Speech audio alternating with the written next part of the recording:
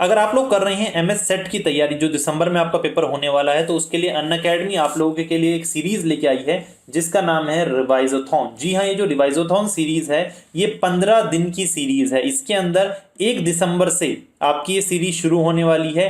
1 दिसंबर से 15 दिसंबर तक आपकी ये सीरीज चलेगी और इस 15 दिनों के अंदर आपकी 150 घंटे से भी ज़्यादा की क्लासेस, फ्री क्लासेस अनअकैडमी आपको प्रोवाइड कर रहा है। ये पूरी तरह से फ्री लाइव क्लासेस होगी जो अनअकैडमी के टॉप एजुकेटर, इवन मैं कहूँ कि इंडिया के टॉप एजुकेटर्स के जरिए आपको दी जाएगी। तो आपके सारे पसंदीदा जो एजुकेटर हैं वो उनकी फोटोज आप यहाँ पे देख सकते हैं और ये सारे ही एजुकेटर्स आपको पढ़ाने वाले हैं अलग अलग सब्जेक्ट्स, अलग अलग टाइमिंग्स पर। तो भाई क्या टाइमिंग्स रहने वाली है मैं आपको बताता हूँ। ये डे 4 की टाइमिंग है, यानी कि 4 दिसंबर की ये टाइमिंग्स है। आप देख सकते हैं कि कौन सा टीचर कौन सा सब्जेक्ट और उसमें कौन सा टॉपिक कितने बजे पढ़ा रहा है, और उसी हिसाब से आप लोग अपना जो टाइम टेबल है उसे क्रिएट कर सकते हैं अगले दिन के लिए। जैसे कि यहाँ पर देख सकते हैं पाशिमा नेगी जो हैं वो पेपर 1 ले रही हैं, उसका एक टॉपिक है जिसका नाम है कॉम्प्रीहेंशन, और वो पेपर जो है आपका 9:50 पे होगा। यानी कि उसकी जो लाइव क्लास है वो 9:50 पर होगी। उसी तरह से आपको यहाँ पर पूरा का पूरा जो शेड्यूल है वो दिखाई दे रहा होगा।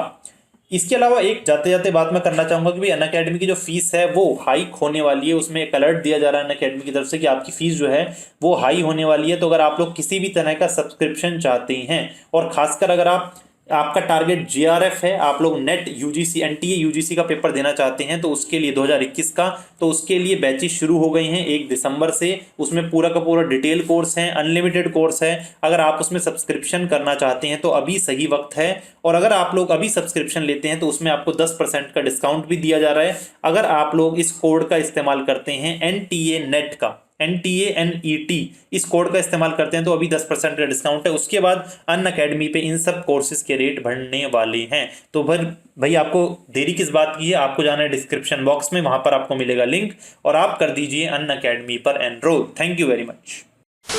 हेलो दोस्तों, दिस इज सिमसल फ्रॉम एड्यूफ्लिक्स, और आज हम बात करने वाले हैं इंडिया फॉरेन पॉलिसी के एक टॉपिक की जिसका नाम है इंडिया इजराइल रिलेशन। जी हाँ, इजराइल के ऊपर ऑलरेडी मैं एक वीडियो बना चुका हूँ। ये जो वीडियो है ये इंडिया और इजराइल के रिलेशनशिप को शो करने के लिए वीडियो है कि इंडिया का इजराइल से क्या रिलेशन है। देखिए, हम लोगों ने पिछली वीडियो में ऑलरेडी जाना था कि जो इजराइल है वो अपने आप में एक ताकतवर देश के रूप में उभर रहा है। तो भाई जब इतना एक ताकतवर देश हमारी दुनिया में है तो उस देश का इंडिया के साथ भी कोई ना कोई रिलेशन तो होगा ही। तो इंडिया के साथ उसकी क्या रिलेशन है, इस टॉपिक के अंदर हम उसे ही पढ़ने वाले हैं। यह टॉपिक आपका 3 नंबर से 5 नंबर में आपके पेपर में आ सकता है, क्योंकि 1 नंबर से इस टॉपिक से ज्यादा क्वेश्चन आपके नहीं बनते। ये आपकी सेकंड बुक का टॉपिक है, और अगर आपको खाली इजराइल पे वीडियो चाहिए तो आप लोग ऊपर आई बटन पे क्लिक करके उस वीडियो को देख सकते हैं। अब बात करते हैं सबसे पहले कि भाई हमारी आज़ादी से लगभग 45 साल तक, 45 ईयर्स तक हमारा इजराइल से कोई ज़्यादा रिलेशन नहीं रहा। उसकी वजह क्या है कि जो मिडल ईस्ट का रीजन है जहाँ पर इजराइल फिलहाल लोकेटेड है, मिडल ईस्ट का रीजन जो जहाँ पर आपका ये इराक, ईरान, सऊदी अरबिया है ना, ये सारे देश आते हैं, इसे मिडल ईस्ट रीजन कहा जाता है, या फिर इसे आजकल वेस्ट एशियन रीजन भी कहा जाता है। तो यहाँ पर जो पॉलिटिक्स होती है ये मेनली इस्लामिक कंट्री की पॉलिटिक्स होती है, मेनली इस्लामिक पॉलिटिक्स होती है, तो हम भी इसे उसी नज़रिए से देखते हैं। जबकि आप लोग जानते हैं, मैंने आपको बताया था कि इजराइल जो है वो एक इस्लामिक कंट्री नहीं है, वो एक ज्यूइश कंट्री है। तो एक ऐसी जगह पर, जिस जगह पर सारे के सारे मुस्लिम देश हैं, इस्लामिक देश हैं, ऐसी जगह पर इजराइल बसा हुआ है। तो इजराइल ने अपनी जगह तो वहां पर बनाई है, और साथ साथ उन सब देशों से अपने कनेक्शन बनाए हैं जो देश उस इस्लामिक रिलेशन में नहीं पढ़ना चाहते थे, लेकिन इजराइल को अपना एक अच्छे दोस्त के रूप में देखना चाहते थे। तो भाई जो ये पीरियड था, क्योंकि इंडिया की अगर हम इंडिपेंडेंस की बात करें तो इंडिया को 1947 में इंडिपेंडेंस मिली थी, जबकि जो इजराइल है उसका अगर हम बात करें तो उसकी शुरुआत 1948 में हुई थी।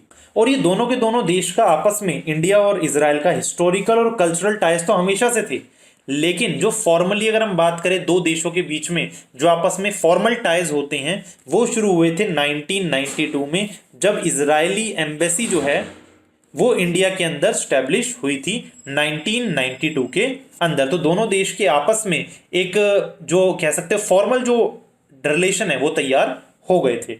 उसके बाद अगर हम बात करें तो दोनों के जो और ज्यादा डिप्लोमेटिक रिलेशन है, फॉर्मल रिलेशन है, ये ज्यादातर कब स्टैब्लिश हुए? ये स्टैब्लिश हुए 1996 में और उसके बाद 1998 में। दोनों ही टाइम पे हमारे देश के अंदर एनडीए गवर्नमेंट थी, बीजेपी के डोमिनेंस में, या बीजेपी लेड एनडीए गवर्नमेंट हमारे देश के अंदर चल रही थी। उसी टाइम पे इंडिया और इजराइल के जो रिलेशन है वो आपस में ज्यादा मजबूत हुए। और आज के टाइम में भी हमारे देश के अंदर 2020 की अगर मैं बात कर रहा हूं तो हमारे देश में बीजेपी लेड एनडीए गवर्नमेंट है हमारे देश में। और प्राइम मिनिस्टर नरेंद्र मोदी ने 2017 में जब वो इजराइल गए थे तो हमारे रिश्तों को और ज्यादा मजबूत किया। उसके बाद इजराइल के जो प्रधानमंत्री हैं बेंजामिन नेतन्याहू, ये जब 2018 में इंडिया आए तो उसको और ज्यादा जो रिलेशन है वो ज्यादा इंटेंसिफाई हुए और ज्यादा मजबूत हुए। आप यहाँ पर फोटो देख सकते हैं, ये इजराइल के प्रधानमंत्री हैं बेंजामिन नेतन्याहू और यहाँ पर है प्रधानमंत्री नरेंद्र मोदी, और दोनों के रिलेशन को स्ट्रॉन्ग करती हुई ये तस्वीर है। दोनों जो है आपस में, हमारे दोनों देशों ने कई तरह के आपस में कोऑपरेशन करने की बात की है, जैसे कि कई सारे फील्ड में, जैसे कि कल्चरल एक्सचेंज, सिक्योरिटी को लेके, डिफेंस को लेके, काउंटर टेररिज्म को लेके, स्पेस रिसर्च, वाटर, एनर्जी और एग्रीकल्चर डेवलपमेंट को लेके कई तरह के आपस में ट्रीटीज की हैं, कई तरह के आपस में कोऑपरेशन ट्रीटीज को साइन किया है। तो ये कह सकते हैं कि आज के टाइम में इंडिया भी एक उभरता हुआ देश है, इजराइल भी एक उभरता हुआ देश है, और दोनों देशों की जो आपस का रिलेशन है वो काफी हद तक जो ग्लोबल पॉलिटिक्स है उसे इंपैक्ट करता है। तो दोनों का रिलेशन अच्छा भी होना ही चाहिए।